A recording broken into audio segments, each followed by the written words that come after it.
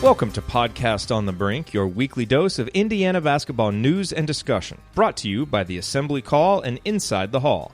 I'm your host, Jerod Morris. Join me live at assemblycall.com every Thursday night and immediately following every IU game for our live IU postgame show. And visit InsideTheHall.com for complete coverage of IU basketball and to join the discussion in the Inside the Hall Premium Forum.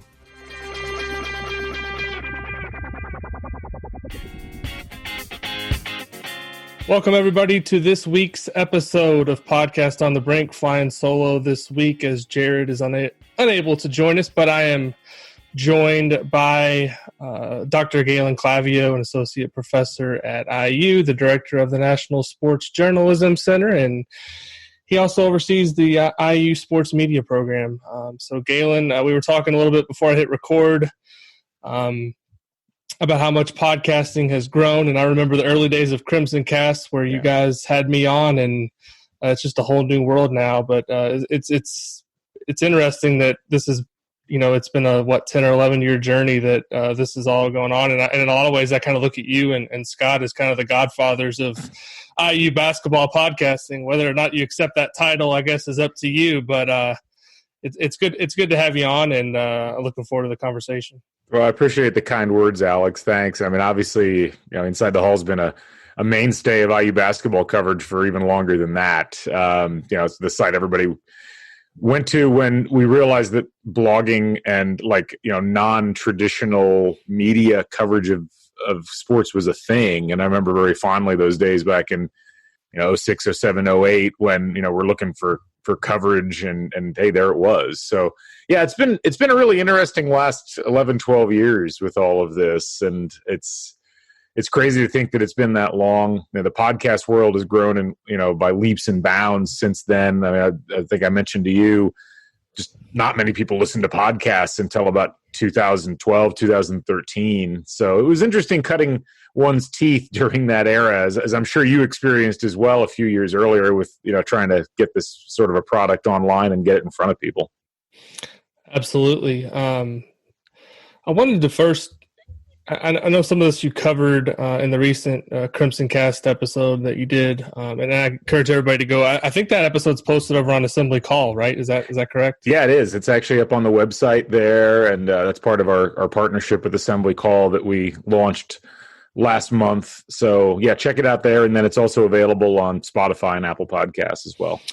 Yeah, but as someone whose opinion I greatly respect on IU basketball, I just wanted to ask you kind of, we're getting ready to enter year 4 of the Archie Miller era, and it's a different feeling. I hate to compare things, but going into year 4 of Crean, there was obviously Cody Zeller was coming, and there was a lot of excitement, and there was some really dark days that had just passed, and people, I think, were finally starting to feel like a corner was turned. This situation's different from the standpoint of there was no tournament this year. I think everyone can agree that IU was going to make it, but I think maybe that puts a little bit more emphasis on not just making the tournament next year, but actually being a team that can win, 22, 23, 24 games, get a favorable seed, assuming the season happens, and making some noise. Where do you stand kind of on the progress that Archie and the staff have made and kind of where the program sits just from a high-level perspective at this point? I'm fairly okay with it. I think that to some degree, it's funny. I think everybody immediately goes back and tries to compare that stretch of time in 08, 09, 10 to what's happened the last few years. And to some degree, it's probably not a great comparison. Tom Crean, it didn't seem like it at the time, but he had the luxury of essentially starting from scratch and bringing a complete roster of just his people in. And it was very tough those first few years, but it ensured that everybody was on the same page as things moved forward. Whereas Archie Miller really didn't have that capability. I mean, he was using entirely Tom Crean recruited players the first year. He had a few players come in after that, but even this last year, you've still got Devontae Green as a key player on the team. Al Durham and Justin Smith are getting the most minutes and second most minutes on the team. It's created, I think, a situation that makes it look like less progress has been made if you compare the two, but it's not an apples to apples comparison. And I think with IU right now, obviously it's unfortunate because they were going to make the tournament, and I think they probably could have won a game or two in the NCAA tournament because getting out of the Big Ten and getting into a situation where they weren't playing teams that knew their strengths and weaknesses so well would have been probably a fortuitous thing for this IU team. So that will always be kind of a question mark in everybody's head. For IU basketball and a long-term thing, I think what's going to be really interesting is not just what they do this upcoming year, provided it happens, but can they avoid what happened to Tom Crean's team in its fifth and sixth year, where they missed the tournament and then almost missed the tournament? For IU to be where people want it to be, I think it has to be this kind of more linear, long-term focus on high levels of success as opposed to the peaks and valleys that frustrated so many people in the early and mid-2010s. What do you think the key is for IU in general to kind of get back to where the floor is like a 10 seed in the tournament? Like, because I think that's what people want to see, and that was, to me, the problem with obviously the Crean years, and obviously I don't want to talk too much about that because we've all talked about that for 9 years of our lives. But I mean, that, as you mentioned, that was the problem. They get to this point where they're a number one seed in the tournament, and then the next year they're missing the tournament. And I think people, they want to, for me to say IU is back, which I think you have to have some type of floor that is, but I mean, you have to make the tournament every year to say you're back, right? I mean, what do you think the keys are to maybe getting to that point? I think it's just more continuity in recruiting. It's actually not that dissimilar from IU football in terms of how you get them to a particular level. It's that the baseline level of recruit has to be of a higher caliber than what it was in the Crean era. I mean, Crean recruited some great players. He developed some players very well, but the end of the bench was always filled with guys that were there for a year or two or never developed. And I think with Archie Miller, what has to happen, and to some degree what has happened, if you look at the way the roster is constructed for this year, you've got a too deep at every position of guys who you aren't scared to put out on the floor in a Big Ten game. And sure, there have been recruiting misses. You'd love to have seen Demezy Anderson or Jake Forrester or some of those players pan out. I don't think any program has 100% success rate in terms of their recruiting capabilities. But I think that's really the big thing. If you look at the programs that IU can most easily compare itself to, so at this point, not the Kentuckys and the Dukes, but the teams like Villanova, which gets talked about constantly, they survive on getting a lot of really solid 3-star, 4-star guys, topping them with an occasional 5-star, and developing a just consistent brand of basketball where it's multidimensional, people know what their roles are, and they're able to step in and out of the lineup, and you don't lose that much. And so that, to me, that's the big thing. I think if you look at what Archie Miller eventually ended up with his program at Dayton, that was a very consistent program, and for that level of basketball, was a very good program over his last 4 years. And it seems like that's the direction that things are going right now with this IU program. You'd like to see more consistency game in and game out, but I think this past year you saw that more than you saw the previous year. So that does at least make it look like things are pointing in the right direction.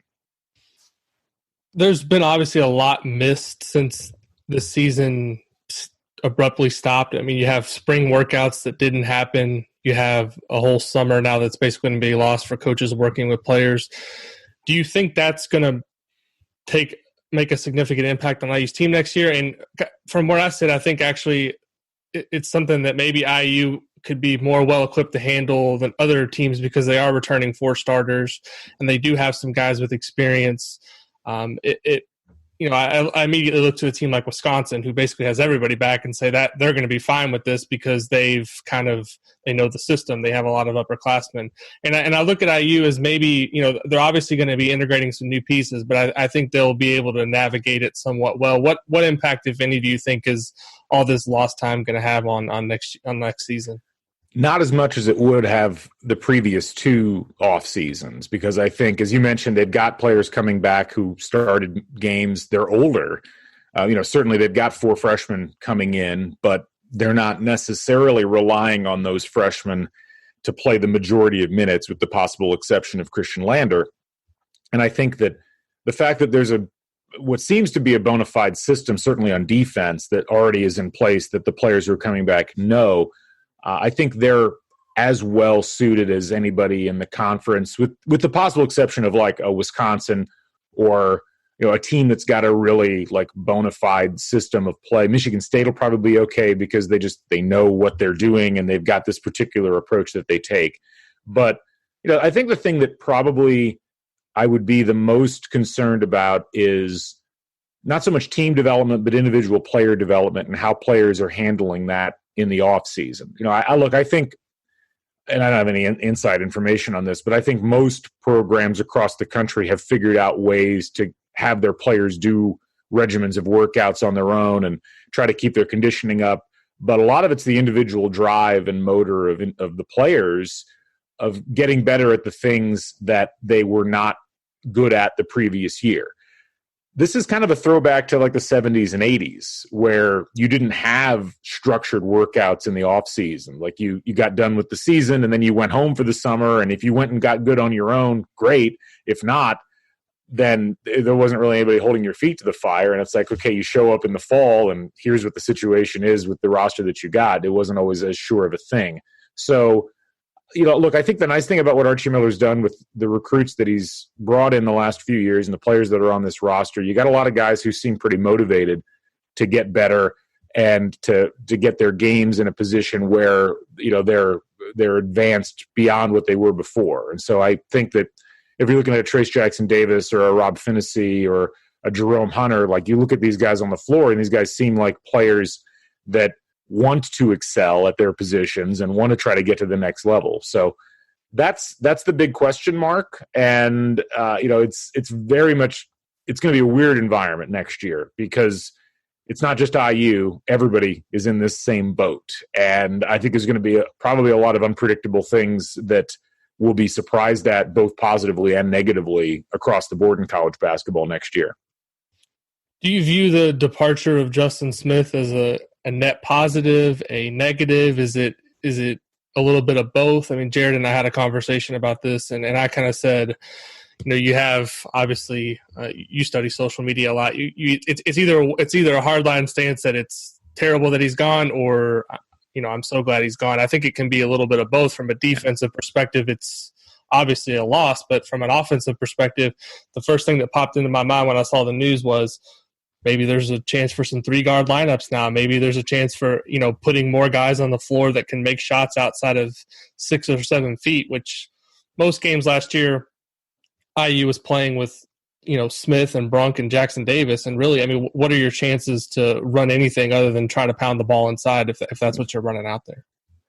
I'll start this by saying that Justin Smith fulfilled his obligation to Indiana University. He put a lot of time and effort and sweat equity into being an IU basketball player, and I wish him nothing but the best moving forward. One of the great things about being a college student is the ability to choose where you're going to go to school and what you want to do. And he finished a Kelley School of Business undergraduate degree. So a lot of the people that were criticizing him for quitting on his teammates or whatever, I think that's just ill-informed. I think from a basketball perspective, it's probably neither a positive nor a negative. It's just different. And I say that from this perspective. Justin Smith led the team in minutes last year. He was, I think, second or third on the team in scoring. He was certainly a very athletic defender. And I mentioned this on CrimsonCast, I always just got the feeling that he wasn't quite on the same page with his teammates on both ends of the floor. Defensively, he was capable of guarding the other team's most athletic player. He was also capable of several stretches of time where he was not playing the same kind of defense as the people that were on the floor with him, and that led to open baskets. It led to opportunities for the opposition. You never could predict when that was going to happen or when it wasn't, and that's to some degree what made him a frustrating player to watch, but it also is what made him a very big asset at times because he was so versatile athletically. Offensively, as I think has been talked about quite a bit, he had never developed any kind of an outside shot, anything that would help to pull defenses away. And, I think part of it is not Justin's fault because there weren't many other good options that would pressure Justin Smith off the floor. It's like Jerome Hunter took the whole season to round into shape. It wasn't like, oh, we have to play Jerome Hunter, and that means we have to put Justin Smith on the bench. And yet, at the same time, I think the idea, he was a double-digit scorer, but I don't think that he was an irreplaceable player. It was not one of those situations where you look at the scoring totals and you look at the offense and you say, I don't know how we're going to replace this guy. It's funny because, the previous year, Romeo Langford leaves, goes to the NBA, and the narrative storyline for IU basketball going into the season was, well, how are they going to replace the scoring from Romeo Langford? There's no 16.5 point a game scorer on this roster. And they figured out a way. They were able to do it, and they were a better team. And I think ultimately with Justin Smith leaving, he's a talented player who will probably do better in his last year of college basketball in a system that is more suited to his particular skill set. And I think IU, despite losing a double-digit scorer, will probably be a better overall team because it will be a roster that's a little more in tune with itself, at least as far as the 5 players that are out on the floor. How do you foresee the dynamic of Rob Phinisee and Khristian Lander coexisting? Is that something you see them playing together very often? I think it can happen. And I think actually it's, I think it could be a positive to have 2 guys out there that can maybe split the ball handling duties because, Phinisee obviously hasn't shown the capability yet to stay healthy at all times and just kind of having somebody out there maybe that can move him off the ball at times. And I think he can become a decent spot-up shooter, a guy that can make shots from the perimeter. I think they could coexist together fairly well. I agree. I think there's always a little bit of an issue if you've got 2 6'1" guys on the floor and you're facing a team with tremendous size in the backcourt. But I don't know how often that happens. And I think that if you look at Rob Phinisee, his ability to generate baskets through assists was among the best in college basketball last year. I think he was 107th in the nation in assist rate. His biggest issue was scoring. He wasn't a great shooter either from overall or from 3-point range specifically. And, some of that was because he wasn't being asked to be. But one of the things about Khristian Lander, from what I've seen and what I've heard people talk about, is how good of a scoring threat he is off the dribble. He shot 37 or 38% from 3-point range, both his sophomore, junior years in high school. Like there's a threat there that if it translates to the college game is going to be difficult for teams to deal with. And I think the nice thing is, last year, Rob Phinisee didn't play as many minutes as you would like from a starting point guard. Some of that was due to injury, but even then, I think there was one game in the last 2/3 of the Big Ten season where he played more than 29 minutes in the game. And you're losing something if you don't have a really capable point guard and distributor of the basketball taking his place. Al Durham was kind of able to fill in, and Al Durham had some sneaky good assist statistics last year. Devontae Green obviously was capable at times of being a good distributor, but was also capable of throwing the ball entirely out of bounds. And so it was, what I think that provides is more consistency at the point guard position, and we've seen that is so important in college basketball. And I think specifically for Archie Miller's offense, that consistency combined with the ability to have a little more outside shooting, I think it's just going to have a really positive impact on this offense. And we'll see. It's a lot of it depends on what happens elsewhere on the on the floor in terms of who's playing at what positions.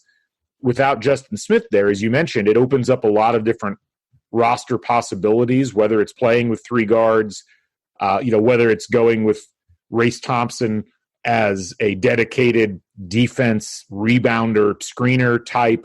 There's a lot of different ways that Archie Miller could approach putting his team out on the floor. And I think that'll really largely depend on what the opposition has out there and what sort of matchups could be exploited.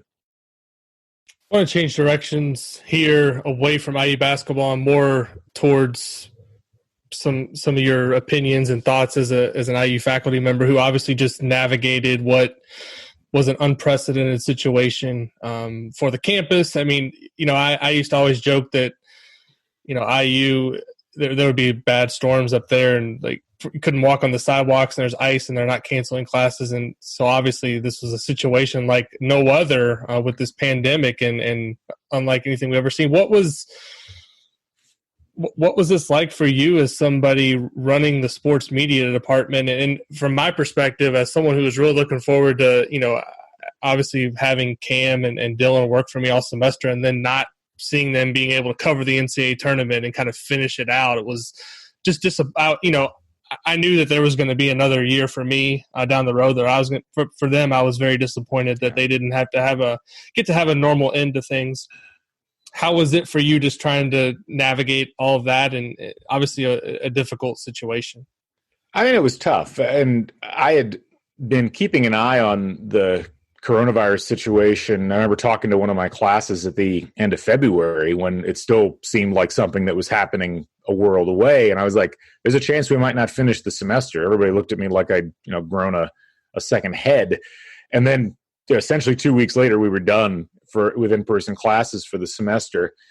I felt terrible for my students, particularly my seniors, not just Cam and Dylan, like you mentioned, who had done a really excellent job with you folks over the course of the season, but guys like Sam Niederman or Mary Kate Hamilton, who's one of our regular reporters both on television. I mean, these are people that were supposed to like broadcast Little 500 and get a chance to cover both men's and women's basketball in the NCAA tournament. And I know from having been an undergrad sports media student at IU back in the 90s, like that last 2 months, March and April, is always the best time because there's the most going on, and then you get that nice little ramp up to graduation. And even with the people that aren't graduating that are coming back, they lost a lot of opportunities too. So, but I'll say this, the students handled it wonderfully. The upbeat attitudes, and they were willing to try new and different things.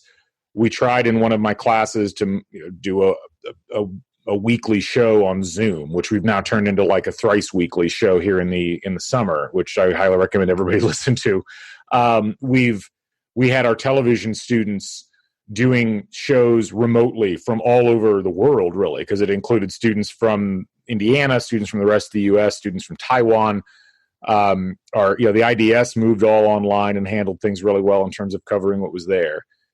From a faculty member's perspective, for me, it was, I'm not going to say easy, but it was an easier transition than probably many of my colleagues had because I'm so used to teaching online. I've taught Zoom-based classes about social media and about broadcasting and other things in the past. And so that part of it wasn't too difficult of a transition. But overall, as an institution, I mean, Indiana University is a special place because of the students and because of the energy that they bring to campus. I'm one of those weird people where I actually get a little bit sad. I live here in Bloomington. I get sad when the students leave, and I get really happy when they come back because, yes, that period of time in Bloomington from May until early August, it's quiet. There's plenty of parking, but there's not a lot going on. There's not a lot of energy.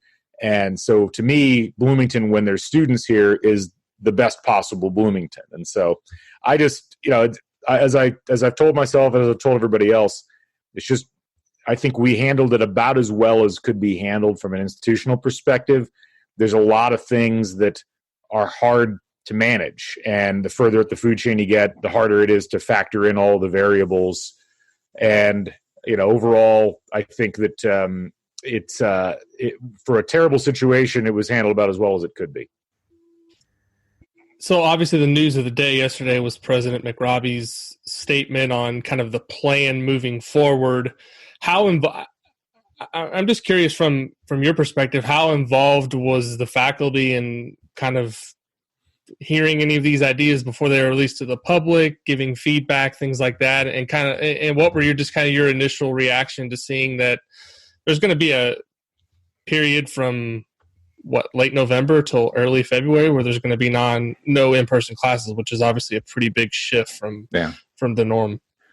So, about the first part of your question, it's, there have been a lot of meetings. There have been a lot of opportunities to comment at the school level, and then those things filter up to the university level about how people feel about things. I mean, a lot of this has been a moving target, and I think it's important for people to remember that we started having these conversations in April about what would there even be the chance to have an in-person fall semester? Because it really, when the quarantine first hit and when those first reports about infection rates and death rates and all of that started to come down, there was a big question about whether anything would open for the rest of the calendar year, not just university-wise, but just society-wise. And so it's also complicated at a place like Indiana where students start registering for classes right after spring break, which is in mid-March. And that's already, you've got classes filling and you got people planning their schedules, and you don't really know what your schedule is going to look like. And so,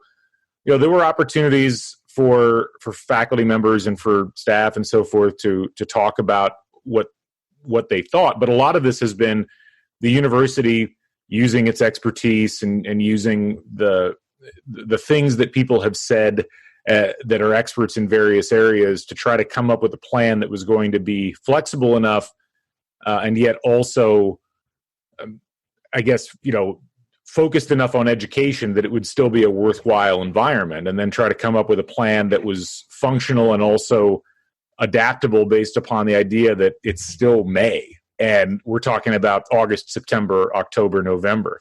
So, as far as my thoughts on the schedule, I think it's a good plan. It doesn't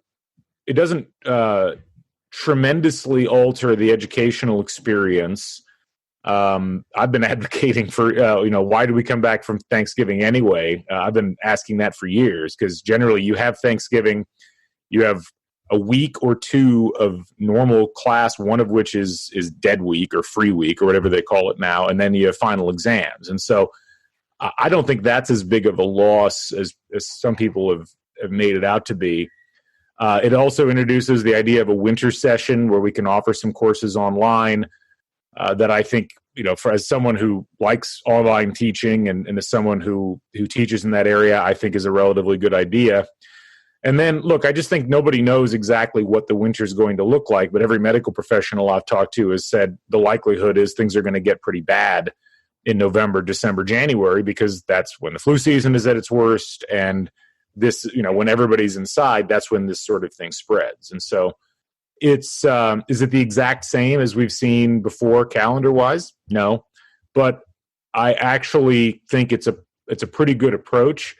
I always remind people that, the calendar at IU hasn't always been the way that we've seen it.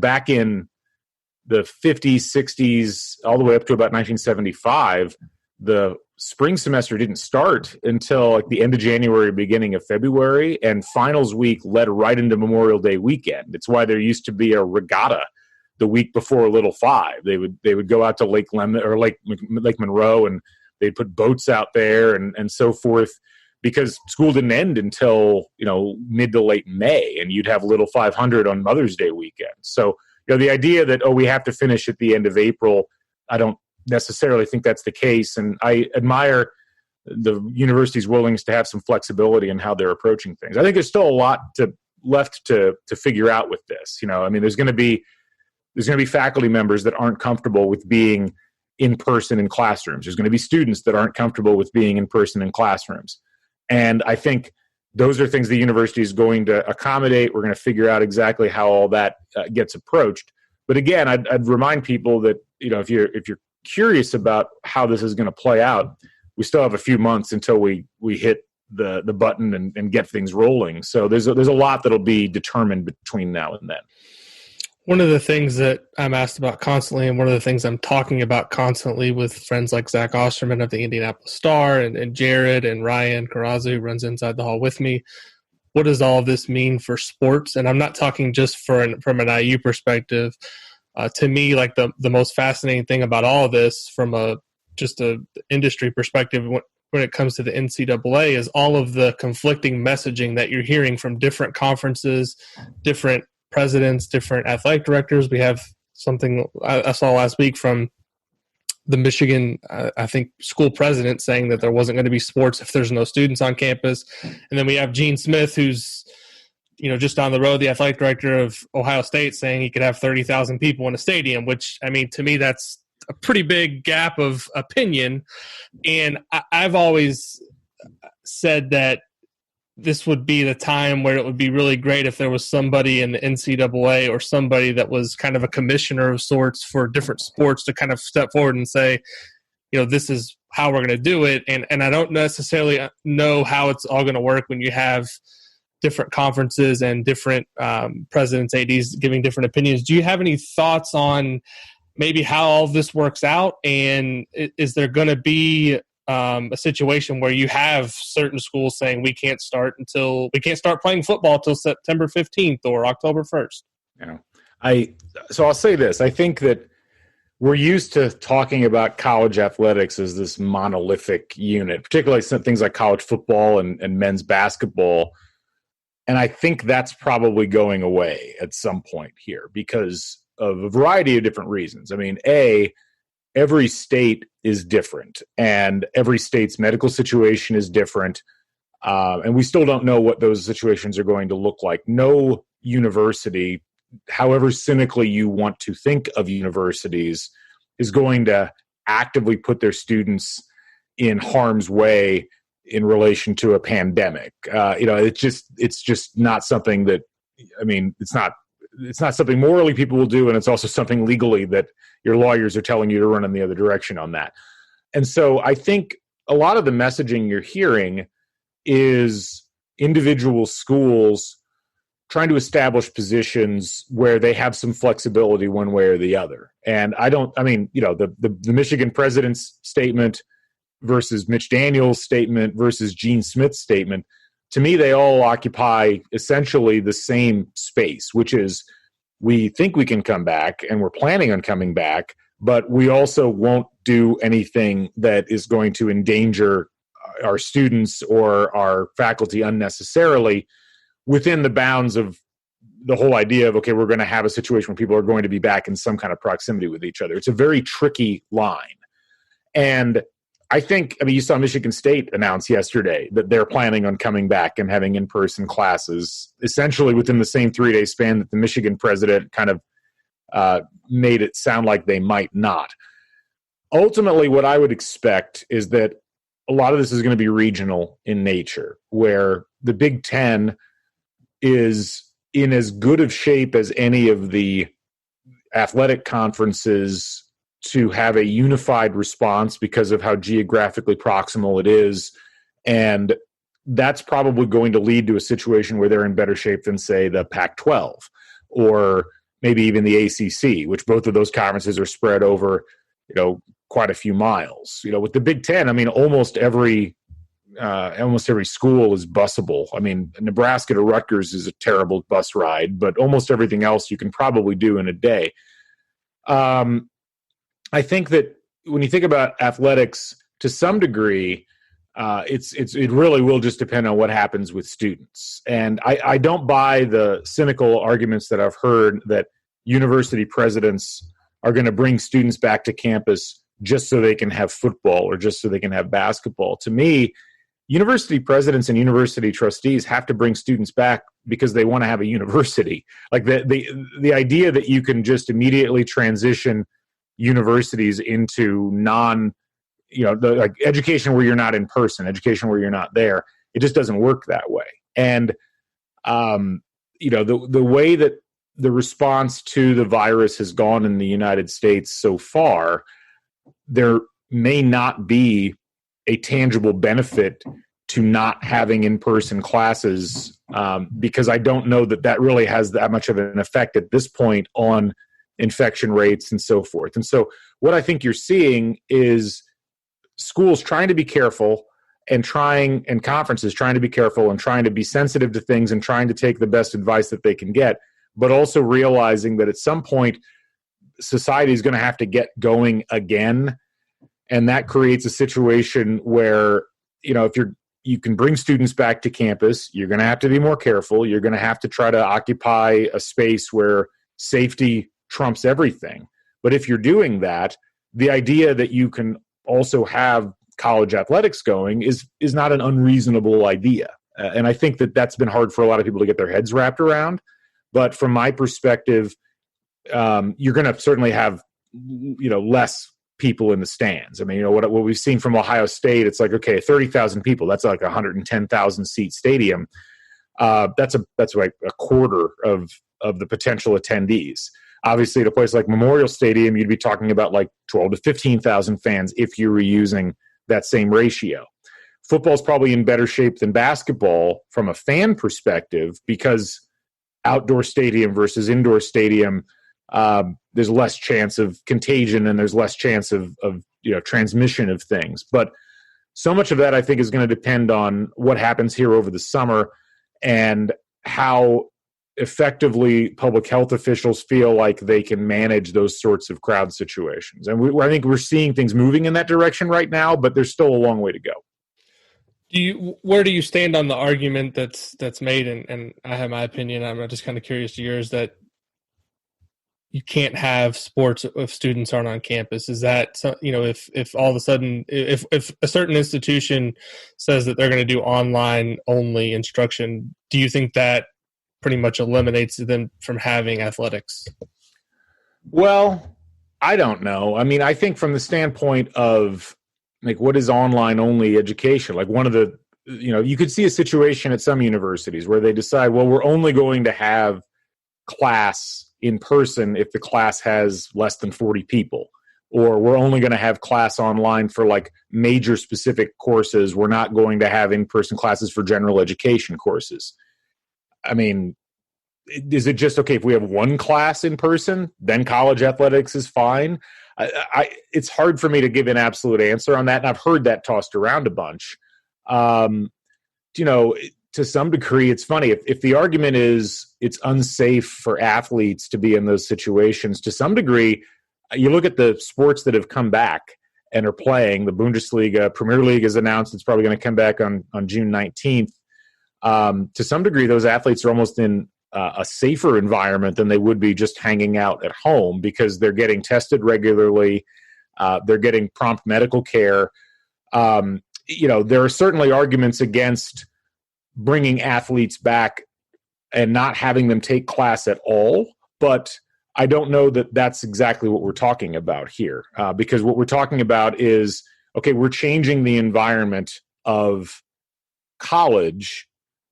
So does that mean that college athletics just goes away entirely, or does that mean that we have to adapt the ideas of what a college athlete has to do, off the playing surface versus what they're doing in the classroom if the classroom itself has moved online? These are some philosophical questions I haven't totally worked out myself, but I think people who are giving a blanket answer that you have to have residential in-person classes in order to have college athletics, these are oftentimes the same people who are arguing that we shouldn't have residential college at all. So it ends up kind of being a weird argument that I don't entirely buy. Again, I think to me what it comes down to is, what does the university decide that it wants to do with its education? And then, if the idea is that students are still learning and they're still being college students as well as athletes, then you can't say, well, we can't have you playing sports if people aren't on campus, if you still have students that are learning online. That to me, that's an interesting balance that needs to be talked about. Yeah, and I think there's a big difference. But I had a question. I do a monthly thing on my forum where I just take questions and people can ask whatever they want, and I'll try to answer the best I can. I had somebody ask me, if they can't have 200 students in a lecture hall, why would they be able to have football practice? And I'm thinking to myself, well, the difference between 200 students who are living in different areas in the city and don't have access to the same medical staff and team that a football player was. I mean, as I said, as you said, in many ways, it's safer for them to be kind of under the umbrella of the IU medical staff. And it's also like, in terms of like coming back on campus this summer and being able to do strength and conditioning, I'm thinking of something like weightlifting. I mean, if you're under even if it's virtual supervision, you're safer doing that than you are just at your home doing things with nobody watching over you. I mean, here's the thing. And look, full disclosure, I'm not speaking on behalf of anybody but my own personal and professional opinion as someone who studies college athletics. And if anybody's followed me on Twitter for any length of time, you know that I am a firm believer in the idea that college athletes should not be considered like in this, like just a normal student sort of class, because especially at the higher revenue sport levels, they're not in that same vein. I mean, their scheduling is different, and the expectations of them outside of class are different, and they generate a lot of revenue that that other students don't, and they don't get much back for it, quite frankly. So I am not one of those people, and I've never have been, who advocates for this idea that the student athlete. I don't even use that term. The student athlete has to be in this context that's exactly the same as the regular student, whatever the heck that means. And I also think that from the standpoint of people that are at school to play sports, they're on athletic scholarships, that by itself affords them a bunch of opportunities that the average student doesn't have. And like you said, it actually creates, I think, a more effective environment from a medical perspective to be able to observe those students. And I don't think there's necessarily anything wrong with that. I think that's sure, it'd be great if those protections were afforded to every student. But it's very difficult to manage 40,000 students or 30,000 students in those sorts of environments. And I think probably implausible given the particular moment in time that we're in. But look, a lot of these debates come back to the last 40 years or so of college athletics trying to pretend like it's a purely amateur enterprise. And now you're starting to see this kind of Hobson's choice that most athletic departments and the NCAA are facing, where they need to play the sports to survive, not just to survive themselves, but we're already seeing, soccer got cut at Appalachian State last week, and soccer got cut at Cincinnati, and you saw there's MAC schools cutting large numbers of programs. And that's because the budgetary system is based upon playing games, getting ticket revenue, getting television revenue, and it's this constant inflow of cash and then outflow of cash. It's a money system. My hope would be that this finally causes college athletics to look itself in the mirror and say, look, we have to acknowledge that there's a professionalized aspect to this. And that's not just the coaches and it's not just the administrators. It's also the people that are playing the sport. We have to be honest with ourselves about that. And we have to allow for money, allow for commercialization in that structure, because that's what allows it to survive. And what we're seeing here, sure, athletic departments are trying, and colleges and universities are trying to get their sports teams back out there because they understand the financial ramifications of it. It's not a bad thing unless you're also simultaneously arguing that these aren't employees, they're just students that happen to be playing. That's where the argument falls apart. And so I do get the argument from that perspective, but when you get right down to it, this is where more honesty and more transparency and a willingness to accept the realities of the marketplace would serve everybody really well. Galen, I appreciate the time, the perspective. Before we get you out of here, I know we talked a little bit about where can people find CrimsonCast now, and also you mentioned, I think, a student-produced show that's going on that you mentioned wanted people to check out. If you want to say a few words about that, where people can find that, I'd love for you to do that as well. Yeah, sure. On the CrimsonCast front, we'll be posting all of our episodes on the Assembly Call website, and then you can follow us on Spotify or Apple Podcasts. Our separate feed is on there. Student podcast wise, so we got a couple of shows going on right now that I'd like people to check out. One of them is Unpaid Interns, which is being hosted by a core group of people, which includes a couple of our seniors, Austin Render, Tamar Scher, Connor Hines, Griffin Gonzalez, who's a junior, is hosting that. And they've been interviewing a lot of really interesting people across the spectrum of sports. Everybody from the director of operations at Indianapolis Motor Speedway to reporters in baseball and coaches in basketball, things like that. So check that out. That's available you check out IU Sports Media on Twitter.